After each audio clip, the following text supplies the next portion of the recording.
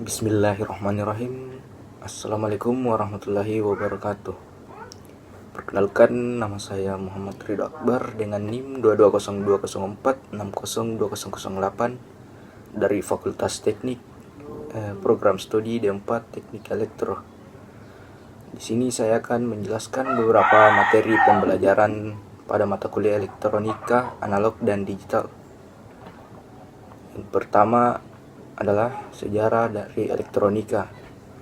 Sejarah dari elektronika ini dapat kita lihat melalui 4 orang ilmuwan ini. Yang pertama adalah Thomas Edison dengan kutipan, sebuah elektron dapat berpindah dari sebuah konduktor ke konduktor lainnya melewati ruang hampa. Dan yang kedua adalah Guglielmo Marconi merintis mengembangkan telegraf tanpa kabel pada tahun 1896 dan komunikasi radio jarak jauh. Yang kedua adalah Bell Laboratories pada tahun 1974. Transistor ditemukan oleh Bell Laboratories dengan fungsi transistor seperti tabung hampa udara. Dan yang keempat, seorang ilmuwan yang bernama Geoffrey W. Adamer dengan konsep sirkuit terintegrasi diusulkan pada tahun 1952 oleh Geoffrey W. Adamer, seorang ahli elektronika dengan Royal Radar Establishment-nya. Materi selanjutnya ialah dari bidang-bidang elektronika. Nah, di bidang elektronika ini terbagi menjadi 4 poin. Yang pertama ialah bidang instrumentasi dan kontrol. Bidang instrumentasi dan kontrol berkecimpung pada peralatan seperti pengembangan alat ukur elektronik, instrumentasi penelitian,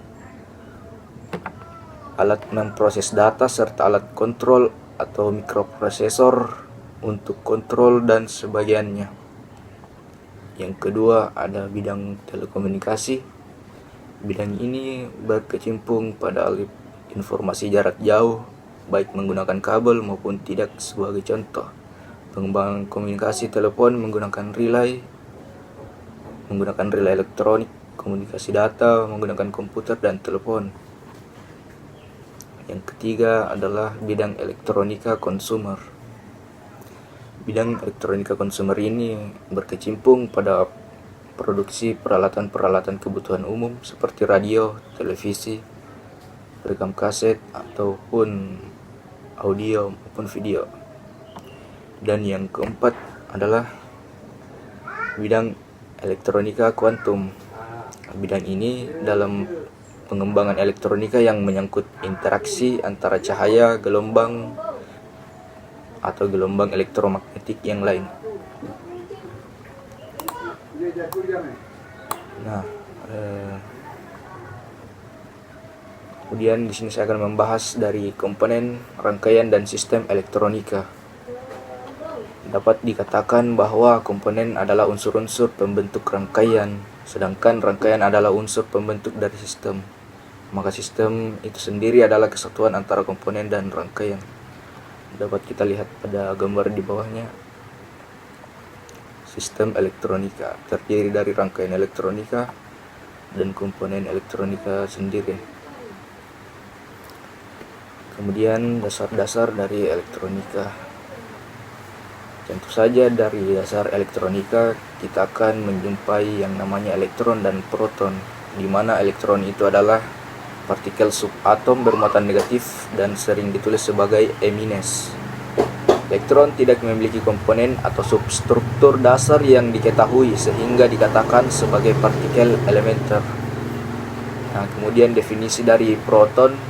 Proton adalah partikel subatomik dengan simbol P atau P+ dengan muatan listrik positif plus 1e, muatan elementer dan massa lebih sedikit dari kecil dari neutron.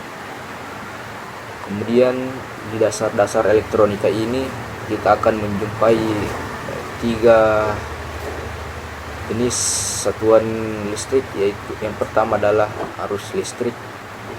Kata arus berarti gerakan atau arus listrik mirip atau dapat dianalogikan sebagai aliran air, diukur dalam satuan ampere. Yang kedua itu ada muatan listrik. Muatan listrik ini adalah muatan yang tolak-menolak yang ditentukan dengan hukum dengan satuan kolom dengan simbol Q.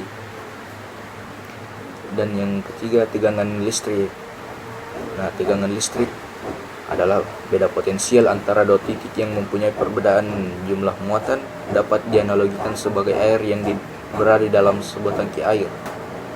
Dapat disimbolkan dengan V atau volt. Kemudian dari ketiga materi yang di atas tidak terlepas dari apa yang ada di dasar elektronika ini. Pertama ialah konduktor, kedua isolator, dan yang ketiga semikonduktor. Nah, konduktor ini merupakan suatu bahan yang dapat menghantarkan listrik. Kemudian isolator, bahan penyekat. Isolator adalah jenis bahan yang sulit menghantarkan listrik. Hal ini disebabkan oleh bentuk struktur atomnya. Elektron terikat kuat oleh protonnya atau intinya. Seperti contoh karet, kertas, dan insulasi yang lainnya seperti keramik. Dan yang ketiga ialah semikonduktor. Nah, semikonduktor adalah bahan penghantar listrik yang tidak sebaik konduktor, tetapi tidak pula seburuk isolator yang sama sekali tidak menghantarkan listrik. Nah, di sini saya akan menjelaskan juga beberapa dari klasifikasi komponen elektronika. Klasifikasi dari komponen elektronika terbagi menjadi dua jenis komponen. Yang pertama ada komponen pasif yang terdiri dari resistor, kapasitor, dan induktor. Resistor juga terbagi lagi menjadi beberapa jenis bagian seperti potensiometer, resistor dengan nilai tetap, resistor gelang warna, dan lain sebagainya. Yang kedua ada komponen aktif, mana komponen aktif itu adalah dioda, transistor, IC atau integrated circuit, dan saklar.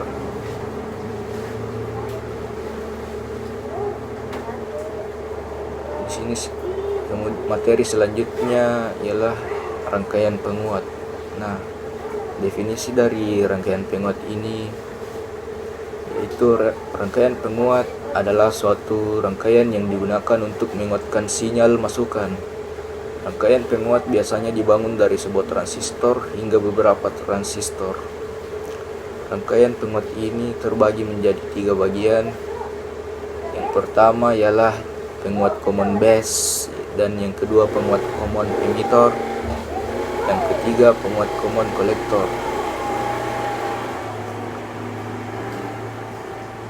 Materi selanjutnya yaitu rangkaian penyiarah atau rectifier. Rangkaian penyiarah ini merupakan rangkaian yang terdiri dari beberapa dioda dengan fungsi untuk mengonversi arus AC menjadi arus DC, yang artinya mengubah arus bolak-balik menjadi arus searah.